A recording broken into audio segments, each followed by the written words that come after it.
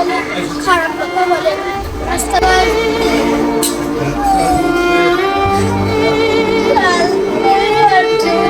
বাড়ালে খালি খারাপ কথা বলে, পার হতে দেয় না।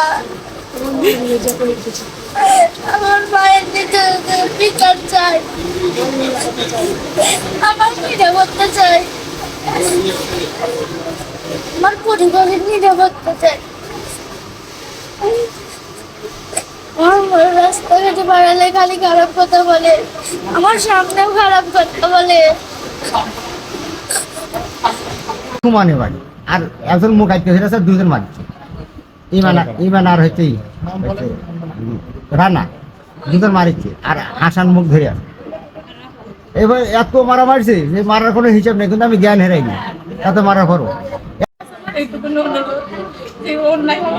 মারার কারণে আমার বাবা এটা প্রতিবাদ করছে, এটার কারণে আমি এটা নিরাপত্তা চাই, আমার জীবনের নিরাপত্তা চাই।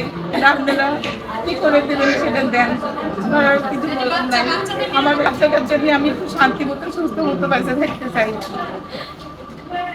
আমি বাইরে বেড়াও না, আমাকে দুঃখ বিয়ে করতেছে তোমার করার জন্য।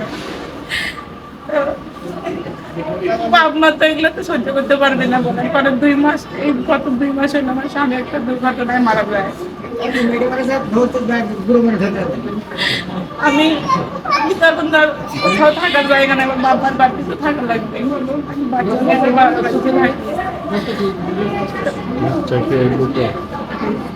আমার এইদিকে বাগান বাড়ি আছে, রাস্তা আছে। আমি একদিন হাঁটতে যাচ্ছিলাম, ও গাড়ি নিয়ে চলাফেরা করে রাস্তা দিয়ে।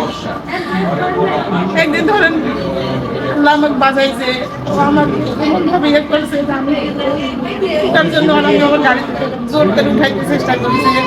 কোনো রকমের হাত ছোটকান দিয়ে আমি চলে আসছি। তারপরে আমি বাবা বলে দিয়েছি যে আমি আর সহ্য করতে পারছি না, ও তোমার সাথে খুবই ব্যবহার খারাপ করতে, বাড়িতে দিচ্ছে না। আমার বাবা এদের প্রতিবাদ করে, আসলে এটা তো ঠিক না। ওর বাবা মা ভালো করে ডাইতে, আমার তো নিজের মানুষের খালা হয় সম্পর্ক, খালা আপনার ছেলেকে ভালো হয়ে যেতে বলেন। আসলে আগে একরকম ছিল, এটা তো ঠিক না। অনেকদিন যাবে আমার স্বামী ঢাকায় চাকরি করতো, আমি বাড়িতে থাকতাম ছোট বাচ্চা নিয়ে, ওইখানে যেতাম না। ও রাস্তাঘাটে দেখা হলে অনেকবার আমার সুযোগ পাইলে খারাপ কথা বলতাম। আমি এসব ফ্যামিলি, আমার আপু হয়ে তোমার মা হয়ে বাবা সব বলি। ওর বাপ মার গাইকে অনেকবার বলছে যে তোমার ছেলে সাবধান হয়ে যেতে।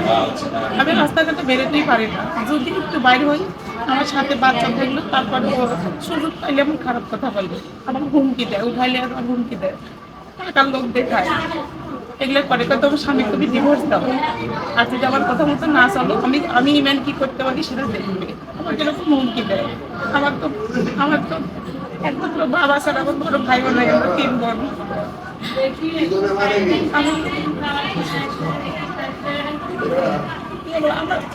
আমার যে ছোট ভাই দিলে ওর সাথে ওর সাথে কাজ করে, আমার ওই ভাইদের পর্যন্ত বলে কি তোমার যে তোমার অনেকগুলো টাকা দিব, ছোট মানুষ তো টাকার লোভ দেখায়, তোমার খালামুড়ি কি তোমার সাথে দেখা করে দিবা, এরকম মেয়ে দেখায়।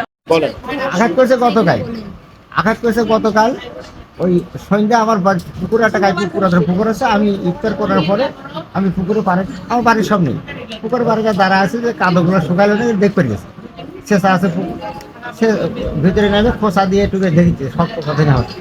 দেখার পরে আমি এসেই আমার সামনে বাড়ির সদা ওদের বাড়ি একটা বেলের গাছ আছে, ওখানে বসে আছে, একটু মুখ আন্দার হচ্ছে। এখন ওরা যে পুঁটি যে আমার মানে টার্গেট করে আছে বের জানে, ওরা আসি আমার মুখ কাটে ধরছে, 2 জন মুখ কাটে ধরে আমার পুকুরের মধ্যে টাইনিয়া বক্সাদের টাইনিয়া ওই পুকুরের একবারে পূর্বে পাড়ের উতেরে কান দিয়েছে, নিয়ে যাও ওইখানে সমানে বাড়ি আর একজন মুখ কাটতে ধরে আছে, 2 জন মারছে, ইমান আর হচ্ছে রানা, 2 জন মারিচ্ছে আর হাসান মুখ ধরে আছে। এবার এত মারা মারছে যে মারার কোনো হিসাব নেই, কিন্তু আমি জ্ঞান হেরাইনি এত মারার পরও। এর মধ্যে আমি দেখি যে আমি আমার দুনিয়াদারি ঘুরিচ্ছে, সড়ক টরক ধান টান সব ঘুরিচ্ছে জমি করে। এই ঘুরার পরে দেখি যে পুর দিক টাকা দেখি হুন্ডা হিচ্ছে আমার গ্রাম দিকে আসছে। তখন আমি তাহলে আল্লাহ মাসে ওরা কইছে হাইসে এনে জমি করবে পারে, আর বাপে খুন দিচ্ছে ওই হাসানে ভাবে, তারপর হাইসে দিয়ে আসে আর জমি করবে সারা মেহনত করে। এই কইতে আমি মুখে টাকা দিয়ে একটা গাড়ি হিচ্ছে আমার আল্লাহ বাঁচাইলো। এই কইতে কইতে 2 মিনিটের মধ্যে গাড়ি এসে আমার কাছে খারাপ। মনিরের বেটা আরিফ নাম। ভাই কি হয়েছে? আমি বললাম যে হাসান আর ইমান আর রানা মর্দান মাইরে কি করেছে ভাই। এখন ওই তো হোমনা ঘোরাইলো আর তারা দিলে ওরা সড়ক দিয়ে দেবো। পরে আবার ঘুরে এসে আমার আমি তো আর দাঁড়ার পারি ছিল, আরেকজন আসলে আর হোমনা তোরা মধ্যে বসাই দিয়ে ধরে নিয়ে এসে ভাই ওই বাড়ি তারা পর্যন্ত আবার আগে আর কথা দুপুর সময় আমি জমির কাছে সার বুনবে, আমার মেয়ে ফোন দিয়ে কান দিচ্ছে, কি আছে বেটি? কইছে তো ইমানের ভাই শুরুটা রাসুল, ওই আইসা আমার বাড়িতে এসে ওর মা গেছে বিঙ্গেরামনা করে গেছে, আমি একা বাইতেছি যাতা মাথা মুখ করেছি। আমি বলে বাবা তুই মধ্যে বাইর থাক, আমি সারটা বুনে বাইতেছি। সার বুনে বাইতে আসার পরে আমি রোজার দিন গোসল করে ওই মশারির মধ্যে মশা, ঘরের মশারি রাঙা, কবল মশারির মধ্যে শুছি, এর মধ্যে ওই ইমানের মা আসছে, মানে ওই যে ছেলে মুখের কাছে ওর মা আসছে। আসার পরে ওরা দুই ভাই ইমান আর রাসুল, ইমানই বড়। এখন ওই আসার পরে আইসি প্রথম আইসি আমার বই কইছে তোরা ব্যবসা করিস, তুই দামান ঘরে শুয়ে থেকে তোরা মা বিধি ব্যবসায় রেখাস, ওই টাকা দিয়ে তুই দামান চালে। কোনো মানুষ সহ্য করবে? কোনো মানুষ। তখন এই বাড়াছে বাড়া, আমি গালাইলে করছি আর দৌড় মারিছে ওর বাড়ি থেকে। আমি তোকে একবার শেষই ঘাড়াই দেবে, ভাষা হয় হিসাব করে ভাষা কলে সবখানে সব ভাষা হয় না। এই হচ্ছে গোলমাল।